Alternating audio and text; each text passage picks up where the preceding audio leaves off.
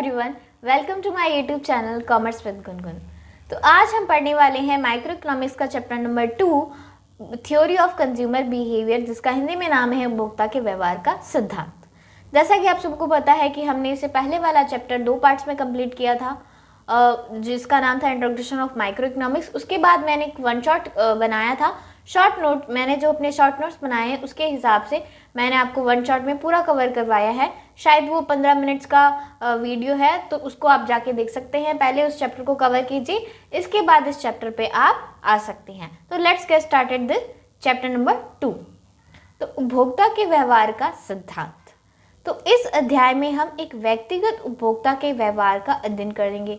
एक व्यक्तिगत मतलब क्या है कि हम माइक्रो इकोनॉमिक्स में एक व्यक्ति का अध्ययन करते हैं, जबकि हम समष्टि यानी कि मैक्रो इकोनॉमिक्स में बहुत सारे समूहों का अध्ययन करते हैं। तो उसमें बड़े लेवल पर हम स्टडी करते हैं और इसमें एक या छोटे लेवल पर हम स्टडी करते हैं। तो इसमें एक व्यक्तिगत उपभोक्ता का हम अध्ययन करेंगे।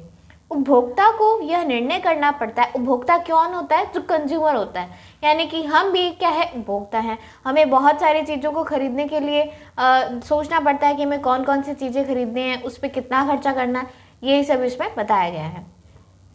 उपभोक्ता को ये निर्णय करना होता है कि वह अपनी आय को यानी अपनी इनकम को विभिन्न सारी वस्तुओं पर किस प्रकार व्यय करे। अर्थशास्त्री से हम इसे क्या कहते हैं? चुनाव की समस्या कहते हैं। जैसा कि हमने चैप्टर नंबर 1 में भी पढ़ा था कि अर्थशास्त्र की सबसे बड़ी समस्या क्या है? चुनाव की समस्या है। हमारे पास इनकम है, लेकिन हम इस इनकम को किस चीज़ों पे खर्च करें कि हमारी संतुष्टि है वो हमें प्राप्त हो जाए। तो इसे हम क्या कहेंगे? कौन सी चीज़ें हमें सेलेक्ट करनी है, इसे हम क्या कहेंगे? चुनाव की समस्या कहते हैं।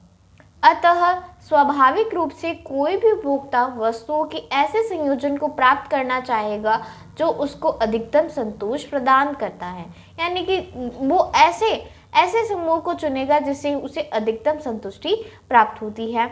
यह सर्वोत्तम संयोग क्या होगा? यह उपभोक्ता की रुचियों व कितना व्यय कर सकता है, वस्तुओं की कीमतों और उसकी आय पर निर्भर करता है। यह अध्याय उपभोक्ता व्यवहार को समझने वाले 2 विभिन्न सिद्धांतों को प्रस्तुत करता है।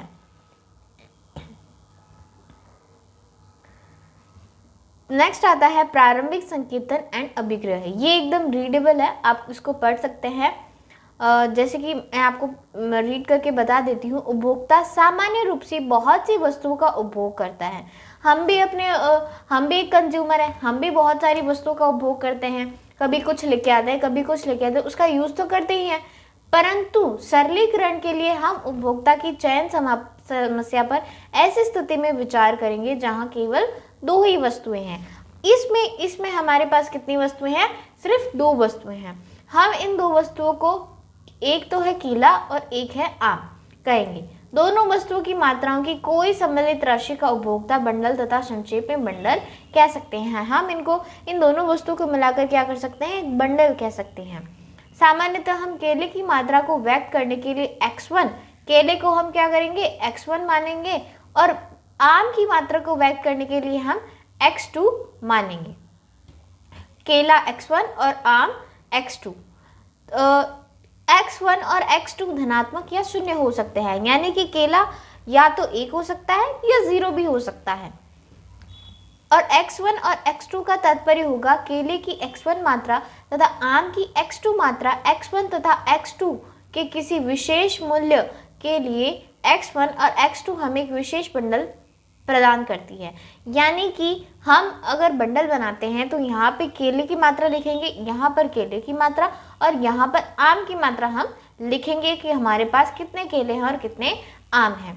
अब उदाहरण के तौर पर इसने समझाया है कि मान लीजिए बंडल 5 और 10 है, यानी कि हमारे पास केले 5 है और आम कितने हैं? 10 है। में से केले की 5 इकाइयाँ हैं और आम की 10 इकाइयाँ हैं। बंडल दूसरा जिसमें केले कितने हैं? 10 है और 5 आम है, में केले की 10 इकाइयाँ और आम की 5 इकाइयाँ है।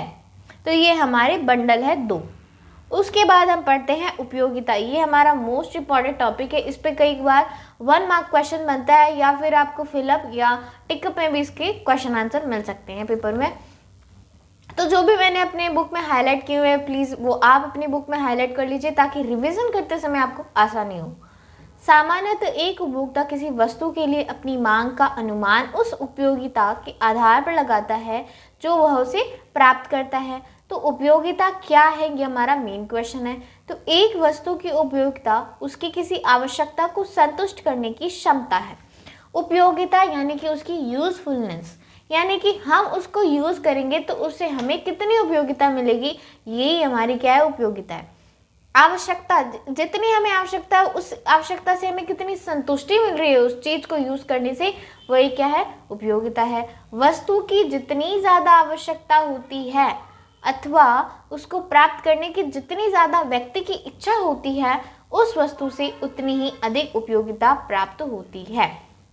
अब मान लीजिए एक उदाहरण ले लेते हैं, जैसे कि कश्मीर में जाएं तो वहाँ पे हीटर की ज़्यादा डिमांड होगी, अब वहाँ पर एसी तो बेचेंगे नहीं, एसी की वहाँ पर डिमांड नहीं है, पहले से इतनी ठंड पड़ रही है, तो वहाँ पर हीटर की ज़्यादा डिमांड होगी और जितने हीटर की उपयोगिता उनको चाहिए, मतलब उनकी आवश्यकता है हीटर, तो उनकी इच्छा भी है और उनकी आवश्यकता भी है और हीटर खरीदने से उनको संतुष्टि भी मिलेगी। तो यही क्या है, उपयोगिता है।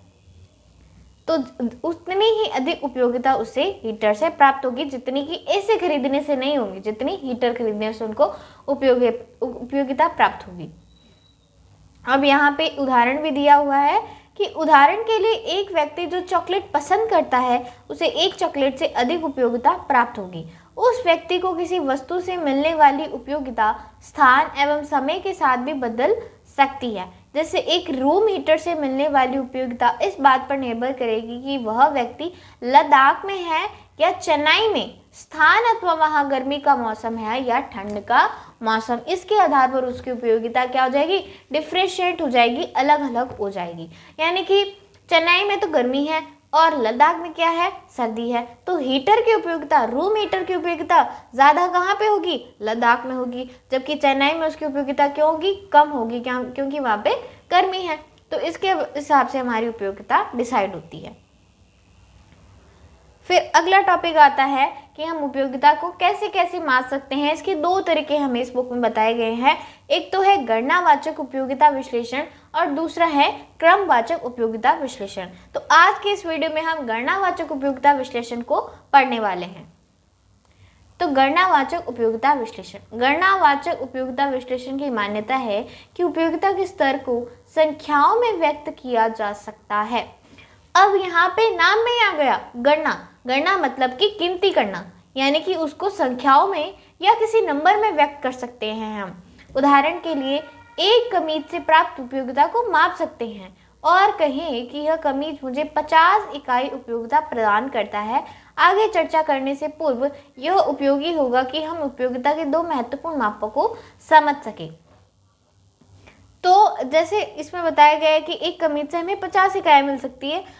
रियल तौर पे हम इसको ऐसे नहीं माप सकते, लेकिन इसमें बताया गया है कि हम गणनावाचक का सिद्धांत है कि हम उपयोगिता को माप सकते हैं। इसके अंदर भी दो उपाय आते हैं, उपयोगिता के दो उपाय आते हैं। एक तो है हमारा कुल उपयोगिता और दूसरा है हमारा सीमांत उपयोगिता। तो कुल उपयोगिता को हम पढ़ते हैं, क्या है कुल उपयोगिता, जिसे हम टीयू का फुल फॉर्म होता है टोटल यूटिलिटी, यानी कि हमें टोटल कितनी उपयोगिता प्राप्त होगी। तो एक वस्तु की एक निश्चित मात्रा से प्राप्त उपयोगिता का योग है, यानी कि इसमें कुल आ गया, यानी टोटल है। एक वस्तु से हमें जितनी भी टोटल उपयोगिता प्राप्त होती है वो ही क्या है, कुल उपयोगिता है। किसी वस्तु की x की दी गई मात्रा को उपभोग करने से प्राप्त होती है। वस्तु x की अधिक मात्रा उपयोगिता को अधिक संतोष प्रदान करता है। अतः TU वस्तु की उपयोग की गई मात्रा पर निर्भर करता है। अतः TUN वस्तु x की n इकाइयों का उपभोग से प्राप्त कुल उपयोगिता होती है। TU की हमें बस डेफिनेशन याद रखनी है कि TU क्या है। TU यानी कि टोटल यूटिलिटी, कुल उपयोगिता एक वस्तु की एक निश्चित मात्रा से प्राप्त उपयोगिता का योग है, यानी कि टोटल है। जो वस्तु की x की दी गई मात्रा को उपयोग करने से प्राप्त होती है। x की दी गई मात्रा कौन सी भी हो सकती है, 1 हो सकती है, 2 हो सकती है, 3 हो सकती है। n का यहाँ पे मतलब है कि वस्तु की मात्रा, x वस्तु की n इकाइयों के उपभोग करने से जो हमें उपयोगिता प्राप्त होती है वो। फिर नेक्स्ट आता है सीमांत उपयोगिता, जिसे हम कहते हैं MU यानी कि marginal utility. Marginal utility, marginal utility कुल उपयोगिता में वह परिवर्तन है, यानी कि ऊपर वाले में हमने क्या पढ़ा कि वस्तु की मात्रा से प्राप्त उपयोगिता का योग है, लेकिन सीमांत उपयोगिता क्या है, कुल उपयोगिता में वह परिवर्तन, जो कुल उपयोगिता में चेंजेस हो रहा है वो क्या है, सीमांत उपयोगिता है। तो कुल MU सीमांत उपयोगिता कुल उपयोगिता में वह परिवर्तन है जो वस्तु की एक अतिरिक्त इकाई के उपभोग से होता है। एक अतिरिक्त इकाई के उपभोग से होता है। यहाँ पे आप कंफ्यूज हो सकते हैं कि एक अतिरिक्त इकाई क्या हो गई। जैसे मान लीजिए इसमें पहले आ गया परिवर्तन, हमें दो चीज़ों का याद रखना है, एक तो परिवर्तन शब्द का और एक अतिरिक्त इकाई का। तो परिवर्तन कैसे आएगा, जैसे मान लो कि एक केला है, अब केले से हमने आम पे शिफ्ट किया है तो उससे कितनी मात्रा कम हो गई, वो चेंजेस जो जितना आया है उसके परिवर्तन को हम क्या कहेंगे, अतिरिक्त मात्रा। मतलब केले हम पहले 2 खाते थे, अब मान लो 4 खाते हैं, तो उसमें कितने का परिवर्तन आया, 2 का परिवर्तन, समझ गए। उसके बाद अतिरिक्त इकाई हमने कितने ली, 2 ली, तो उसके उपभोग से हमें कितनी मात्रा उपयोगिता प्राप्त होती है, वही हमें क्या बताती है, सीमांत उपयोगिता। उदाहरण के लिए मान लीजिए 4 किलो से हमें 28 इकाई कुल उपयोगिता प्राप्त होती है और 5 किलो से कुल उपयोगिता 30 इकाई मिलती है, 30 इकाई मिलती है। स्पष्ट है कि 5वें केले के उपभोग से कुल उपयोगिता 2 इकाई बढ़ जाती है। 4 किलो से 28 मिलती है और 5 किलो से 30 मिलती है ना। तो 2 इकाई बढ़ गई, पहले 28 मिलती थी, अब 30 मिल रही है, 30 से 28 हो गई। इसलिए 5वें केले की सीमांत उपयोगिता क्या हो गई, 2 इकाई हो गई। इसका फॉर्मूला है MU5 minus TU5 minus TU4, यानी कि 30 में से 28 घटाएंगे तो हमारे पास 2 उपयोगिता बचेगी। साधारण रूप में MUN बराबर TUN माइनस TUN माइनस 1, यानी कि जितनी उपयोगिता हमें प्राप्त हुई है और जितनी पहले से हमें प्राप्त होगी, अगर हम इसमें से इसको माइनस करते हैं, जो आंसर हमारे पास आता है वो हमारा क्या है, मार्जिनल यूटिलिटी है। ये आपका फॉर्मूला बहुत ही इंपॉर्टेंट रहेगा। इसके 2 फॉर्मूले हैं, एक तो ये MU1 बराबर TUN minus TUN minus 1, n यहाँ पर क्या है, वस्तु की nth इकाई, यानी कि उसकी इकाई कितनी है।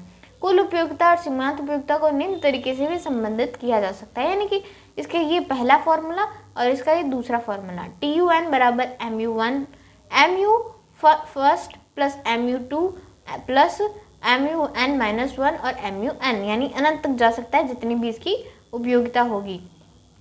तो MU को हम निकाल सकते हैं TUN माइनस TUN माइनस 1 और TU को हम निकाल सकते हैं, या हम सिग्मा MU प्लस MU भी लिख सकते हैं, सिग्मा MU, यानी कि सीमांत उपयोगिता का कुल योग क्या है, टोटल यूटिलिटी है।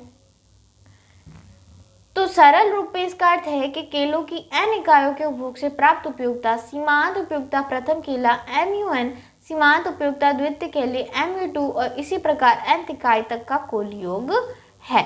टोटल यूटिलिटी की डेफिनेशन में था कि ये कुल योग है, तो ये MU सीमांत उपयोगिता का क्या है, कुल योग है।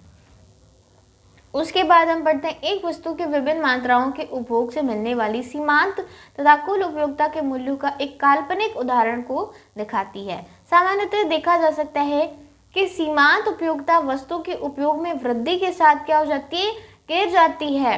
ऐसा इसलिए होता है क्योंकि एक वस्तु की कुछ मात्रा उपलब्ध न हो जाने पर उपभोक्ता की उस वस्तु को और अधिक प्राप्त करने की इच्छा क्या हो जाती है, कम हो जाती है।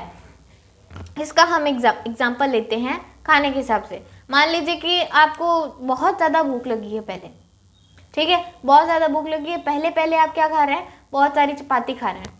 पहले आपने 1 ली, फिर 2 ली, फिर 3 ली, फिर 4 ली, फिर जैसे जैसे आप चपाती की मात्रा आगे बढ़ती है, 4 से 5, 10 से 12 ऐसी होती जाती है, तो आपकी जो पहले जितनी खाई थी, पहली रोटी खाई थी उसमें जितना स्वाद आ रहा था, 10वें वाले में उतना स्वाद नहीं आएगा, इसलिए कह रहे हैं कि सीमांत उपयोगिता में जो उपयोगिता होती है वो घटती जाती है, क्योंकि पहले उसकी उपयोगिता ज़्यादा थी, लेकिन जितनी आप मात्रा बढ़ाते जा रहे थे उसकी उपयोगिता क्या हो गई, कम होती गई। तो इस एग्जाम्पल से आप समझ सकते हैं कि वृद्धि के साथ क्या हो जाती है, वो गिर जाती है।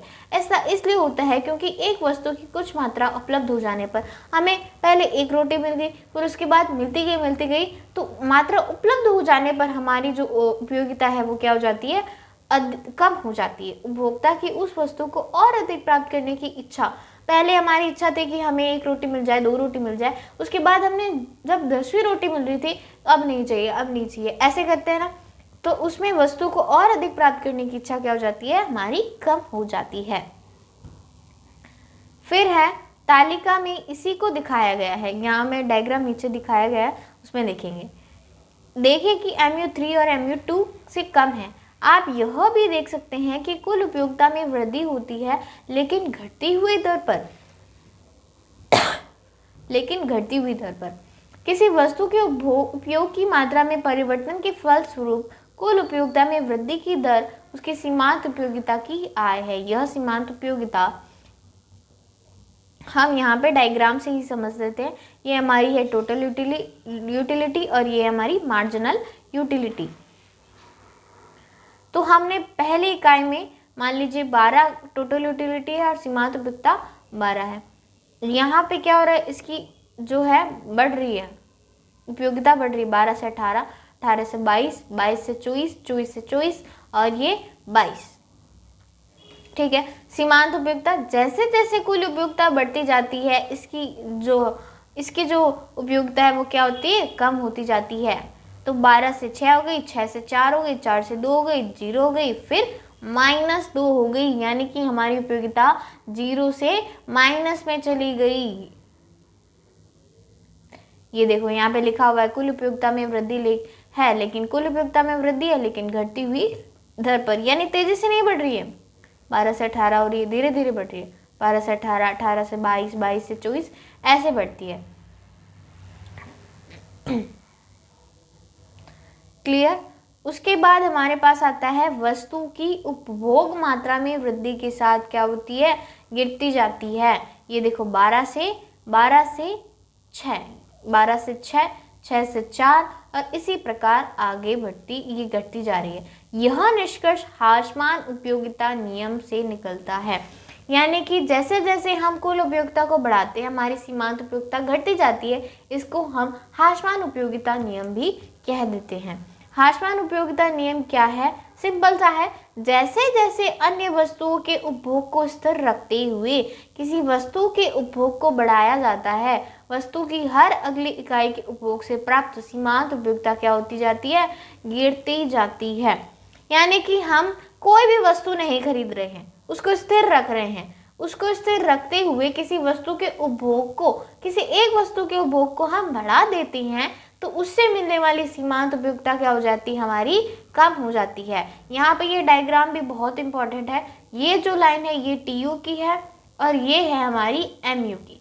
अब यहाँ से हमारा डायग्राम स्टार्ट होता है कि यहाँ से हमारा ये 18 हुआ, 18 पे हमारी उपयोगिता कितनी है, 6 है। यहाँ से हमारा ये 22 हो गया, तो हमारी मार्जिनल यूटिलिटी कितनी है, 4 है। यहाँ से हमारा ये 24 हुआ, तो मार्जिनल यूटिलिटी कितनी है, 2 है। और यहाँ से हमारा ये फिर से 24 हुआ, यानी कि यहाँ पर लगभग सेम है, तो 24 हुआ, यहाँ पर हमारी मार्जिनल यूटिलिटी 0 है। और यहाँ से जब ये नीचे निकलने लग गया, -22 हो गया, ये 22 हो गया, तो हमारी मार्जिनल यूटिलिटी कितनी हो गई, -2 में, नेगेटिव में चली गई। तो इससे हमें 2-3 चीज़ें सीखनी है। देखो, जैसे जैसे टोटल यूटिलिटी बढ़ती है मार्जिनल यूटिलिटी क्या होती है, घटती है। इसको हम क्या कहते हैं, हाशमान उपयोगिता नियम कहते हैं। और एक और बात, पहली बात तो ये हुई, सेकंड बात क्या है कि जब हमारी टोटल यूटिलिटी सबसे अधिक होगी, टोटल यूटिलिटी अधिकतम होगी जब हमारी मार्जिनल यूटिलिटी क्या होगी, 0 होगी। अधिकतम टोटल यूटिलिटी, अधिकतम कुल उपयोगिता होने पर मार्जिनल यूटिलिटी क्या होती है, 0 होती है। क्लियर। तीसरी बात, जब टोटल यूटिलिटी गिरने लगती है, यानी कि टोटल यूटिलिटी नीचे आती है, तो हमारी मार्जिनल यूटिलिटी क्या हो जाती है, नेगेटिव हो जाती है। इसमें 3 बातें याद रखनी है आपको, ठीक है। तो इसको एक बार वापस रिपीट कर देती हूँ। आसमान उपयोगिता नियम बताता है कि जैसे जैसे अन्य वस्तुओं के उपयोग को स्थिर रखते हुए किसी वस्तु के उपभोग को बढ़ाया जाता है, वस्तु की हर अगले इकाई के उपभोग से प्राप्त सीमांत उपयोगिता क्या हो जाती है, गिरती जाती है। mu उस बिंदु पर शून्य हो जाती है जब tu स्थिर रहता है। यहाँ पर भी चॉइस था, यहाँ पर भी चॉइस है, यहाँ पर क्या है, वो स्थिर है, यानी कि यहाँ पर वो tu क्या है, अधिकतम है, तो वहां पर mu क्या हो जाएगा, 0 हो जाएगा। दिए गए उदाहरण में 5वीं इकाई के उपभोग में tu अपरिवर्तित रहती है, mu 5 बराबर 0 है और tu नीचे गिरने लगती है। इसके बाद अधिकतम होने के बाद वो क्या नीचे गिरने लगती है और mu उसके बाद क्या हो जाती है, ऋणात्मक हो जाती है। ये जो छोटे छोटे पॉइंट्स हैं मैंने अपने नोट्स में भी इंक्लूड कर रखे हैं, तो आप उसमें पढ़ के आप बहुत ही अच्छे से क्लियर कर सकते हैं अपने कॉन्सेप्ट, और शॉर्ट नोट से पढ़ के अपना रिवीजन बहुत ही बेहतर कर सकते हैं। तो प्लीज़ आप डिस्क्रिप्शन में जाके मेरी जो लॉन्ग नोट्स हैं और शॉर्ट नोट्स हैं उनको प्लीज़ पढ़िए और अच्छे से आप अपनी स्टडी करिए। तो अगला हमारा जो टॉपिक है इसी का है एकल वस्तु की दशा में मांग वक्र की उत्पत्ति और हासमान उपयोगिता नियम, जो कि हमने सीमांत उपयोगिता में पढ़ा है। किसी वस्तु की मांग वक्र का गणनावाचक विश्लेषण के द्वारा बनाया जा सकता है। मांग क्या है, डिमांड क्या है। तो मांग वक्र क्या है, तो वस्तु की मात्रा, यहाँ पे हमें बताया गया है कि मांग क्या होती है। तो वस्तु की मात्रा जिसे एक उपभोक्ता दिए गए वस्तु मूल्यों और आय पर खरीदने के लिए इच्छुक एवं समर्थ है को उस वस्तु की मांग कहते हैं। डिमांड क्या हो गई कि हम जिस वस्तु को खरीदना चाहते हैं, हम जिस वस्तु को खरीदना चाहते हैं, हमारी इच्छा भी है और उसको खरीदने के लिए हमारे सबसे ज़रूरी चीज़ हमारे पास पैसे भी हैं और हम उसको खरीद सकते हैं, तो वो क्या है, डिमांड है, मांग है। यहाँ पे वस्तु X की मांग X वस्तु की स्वयं की कीमत के अतिरिक्त अन्य वस्तु की कीमतों, प्रतिस्थापन एवं पूरक वस्तुओं, ये हम आगे पढ़ेंगे क्या होती है, उपभोक्ता की रुचियों और वरीयता जैसे कारकों पर निर्भर करती है। मांग वक्र एक वस्तु की विभिन्न कीमतों पर मांगे जाने वाली मात्राओं की रेखीय प्रस्तुति है। मांग वक्र ये हमारा मांग वक्र यहाँ पे दिया गया है। जो एक उपभोक्ता की वस्तु की कीमतों पर खरीदने के लिए इच्छुक है, अन्य संबंधित वस्तु की कीमतों को और उपभोक्ता की आय को स्थिर रखते हुए एक व्यक्ति का वस्तु X के लिए विभिन्न कीमतों पर उसके काल्पनिक मांग वक्र को प्रदर्शित करता है। ये हमारा काल्पनिक मांग वक्र है और मात्राओं को क्षैतिज अक्ष पर, हमारी मात्रा है जो क्षैतिज अक्ष पर है और कीमत है जो ऊर्ध्वाधर अक्ष पर दिखाई गई है। तो ये मांग वक्र हमारा ढलवा मांग वक्र प्रदर्शित करता है नीचे मूल्यों को एक व्यक्ति X। अब इसको हम एक बार मैं समझा देती हूँ क्या है। यहाँ पर हम मांग वक्र, यहाँ पर जो हमारा क्षैतिज अक्ष है उस पर हम मात्रा को दिखाएंगे और जो ऊर्ध्वाधर अक्ष है उस पर हम कीमत को दिखाएंगे। अब इसमें क्या कह रहे हैं कि जैसे हमारी जो कीमत है बढ़ती है, वैसे मात्रा जो होती है कम हो जाती है। क्यों? क्योंकि ज़्यादा कीमत होने पर हम कम चीज़ें खरीदेंगे। क्यों? क्योंकि वो महंगी हो गई है। उसके बाद जैसे उसकी कीमत कम होती है तो हम और अधिक मात्रा खरीदते हैं, फिर और कम होती है उसकी कीमत, तो हम ज़्यादा मात्रा खरीदने लग जाते हैं और उसकी कीमत 10 पे पहुंच जाती है तो हम कितनी कीमत खरीदते हैं, इतनी ही हमें मात्रा खरीदने लग जाते हैं। तो इसका यही मतलब है कि प्राइस जैसे जैसे बढ़ेगी, डिमांड क्या होगी, कम होगी, ठीक है। और प्राइस जैसे कम होगी वैसे ही डिमांड क्या हो जाएगी, बढ़ जाएगी। या हम कह सकते हैं, इसमें हम कह सकते हैं कि प्राइस जैसे बढ़ती है, क्वांटिटी हमारी क्या हो जाती है, कम हो जाती है, और प्राइस हमारी जैसे घटती है, क्वांटिटी हमारी क्या हो जाती है, बढ़ जाती है। तो वस्तु की अधिक मात्रा खरीदने को इच्छुक होते हैं और उच्च मूल्यों पर वस्तु की कीमत तथा मांगी जाने वाली मात्रा के बीच ऋणात्मक संबंध है ना। देखो, अगर कीमत यहाँ पे क्या कर रहे हैं, वस्तु की अधिक मात्रा खरीदने की इच्छुक कम होगी जब कीमत कम होगी, और ऊंचे मूल्य यानी कि ज़्यादा महंगी हो जाएगी तो वस्तु की कीमत तथा मांगे जाने वाली मात्रा में क्या हो जाएगा, ऋणात्मक संबंध, यानी कि एक ऊपर जा रहा है तो एक नीचे आएगा। वस्तु की कीमत क्या है, मान लो वस्तु की कीमत 60 रुपये है तो मांगे जाने वाली मात्रा की कीमत क्या हो जाएगी, कम हो जाएगी। यहाँ पे ये देखो, यहाँ पे ये 40 रुपये की कीमत है तो हम कितनी मात्रा खरीद रहे हैं, 10 ही खरीद रहे हैं। तो इन दोनों में ऋणात्मक संबंध हुआ ना, एक कीमत बढ़ रही है तो उसकी जो मात्रा है वो घट रही है, तो दोनों अलग अलग डायरेक्शन में जा रहे हैं, तो इसको हम क्या कहते हैं, ऋणात्मक संबंध कहते हैं। इसे ही हम क्या कहते हैं, मांग का नियम, यानी कि प्राइस बढ़ेगी तो डिमांड कम होगी और प्राइस अगर कम होगी तो डिमांड बढ़ेगी। इसी को हम मांग का नियम या डिमांड लॉ ऑफ डिमांड भी कहते हैं। नीचे की ओर ढलवा मांग वक्र की स्पष्टीकरण हासमान सीमांत उपयोगिता के विचार पर आधारित है, यानी कि ये ढलवा मांग वक्र है जो हासमान उपयोगिता नियम पर आधारित बना है। हासमान सीमांत उपयोगिता का नियम बताता है कि वस्तु की प्रत्येक अगली इकाई कम सीमांत उपयोगिता प्रदान करती है, यानी कि हमने पहले पढ़ा था कि जैसे जैसे हम वस्तु के उपभोग की मात्रा को बढ़ाते हैं तो हमारी सीमांत उपयोगिता क्या हो जाती है, कम हो जाती है। मैंने आपको चपाती का एग्जाम्पल देके बताया था वही। इसलिए व्यक्ति प्रत्येक अगली इकाई के लिए उतना देने के लिए इच्छुक नहीं होगा, इसी कारण मांग वक्र नीचे की ओर ढलवा वक्र होता है। एक्स वस्तु की मान लो 40 रुपये कीमत है, मान लो प्राइस कितनी है, 40 रुपये है, ठीक है, और कीमत पर व्यक्ति एक्स वस्तु की 5 इकाई खरीदता है। इस कीमत पर क्वांटिटी कितनी खरीदता है, वो 5 खरीदता है, और व्यक्ति छठी इकाई को तभी खरीदेगा जब कीमत 40 रुपये प्रति इकाई से नीचे गिर जाए, यानी कि अब वो अगली इकाई खरीदारी करने जाएगा तभी करने जाएगा जब 40 रुपये से उसकी कीमत क्या हो जाएगी, घट जाए, 20 हो जाए, 30 हो जाए, 10 हो जाए, तभी वो अगली खरीदेगा, नहीं खरीदेगा वो। अतः हासमान सीमांत उपयोगिता नियम स्पष्ट करता है कि मांग वक्रों का ऋणात्मक नाम क्यों होता है। तो ऋणात्मक मतलब अलग अलग डायरेक्शन में जाना, तो ये हमारा ऋणात्मक दाम क्यों होता है। तो आई होप आपको ये लेक्चर पसंद आया होगा। आज इस लेक्चर को हम यहीं तक रखेंगे। अगले लेक्चर में हम क्रमवाचक उपयोगिता विश्लेषण को पढ़ेंगे। तो प्लीज़ आपको ये अगर लेक्चर पसंद आया होगा तो अपने दोस्तों के साथ प्लीज़ इसको शेयर ज़रूर कीजिएगा, और इसकी शॉर्ट नोट्स और लॉन्ग नोट्स मैं उसके डिस्क्रिप्शन में डाल दूँगी, और जो पार्ट फर्स्ट जो चैप्टर फर्स्ट का जो लिंक है वीडियो का वो आपको मैं डिस्क्रिप्शन में दे दूँगी। तो please check it now and thank you for watching my video.